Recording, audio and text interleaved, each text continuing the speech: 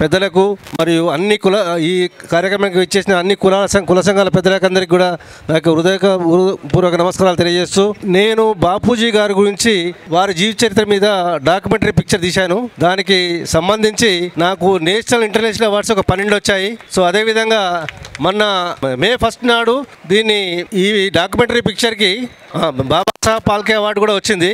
So దాన్ని త్వరలో మేము విడుదల చేస్తాము. దీన్ని స్టేట్ గవర్నమెంట్ దాంట్లో మేము ఇంకా చేయలేదు. దానికి సెన్సార్ అడ్డం వచ్చింది కాబట్టి సెన్సార్కి అప్లై చేశాము. ఈ నెల 2 నెలలు వస్తుంది.